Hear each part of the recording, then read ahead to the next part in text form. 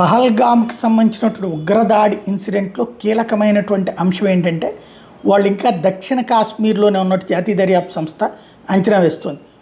ఆ ప్రదేశంలో వాళ్ళతో పాటు మరికొందరు ఉగ్రవాదులు కూడా ఉండొచ్చు అన్నటువంటిది అంచనా వేస్తుంది. ఒకవేళ భద్రతా దళాలు వాళ్ళ మీద దాడి చేస్తే మిగిలిన ఉగ్రవాదులు కూడా వాళ్ళకి రక్షణగా వచ్చే అవకాశం ఉందని అనుమానిస్తున్నారు. పహల్గామ్ దాడిలో పాల్గొన్న వాళ్ళు ఆహారము, మెడిసిన్స్ వంటి వాటిని తమ వెంట పెద్ద మొత్తంలో తీసుకెళ్లడంతో ఎక్కువ కాలం అడవిలోనే ఉండగలుగుతున్నారన్నటువంటి విషయాన్ని అంచనా వేస్తున్నారు.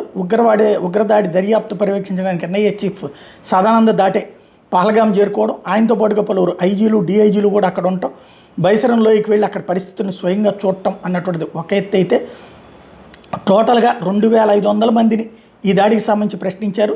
186 మందిని కస్టడీలోకి తీసుకున్నారు. శాటిలైట్ ఫోన్స్ 5 వాడారన్నటువంటి విషయం తేలింది.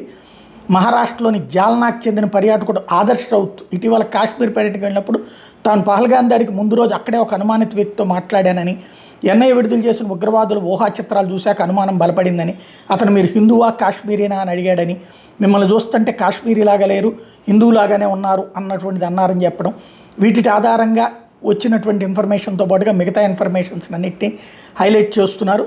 ఓవరాల్గా ఇతర ప్రాంతాల్లో నుంచి వచ్చినటువంటి వాళ్ళు ఎవరన్న దాని మీద అంచనాలు వేస్తున్నారు.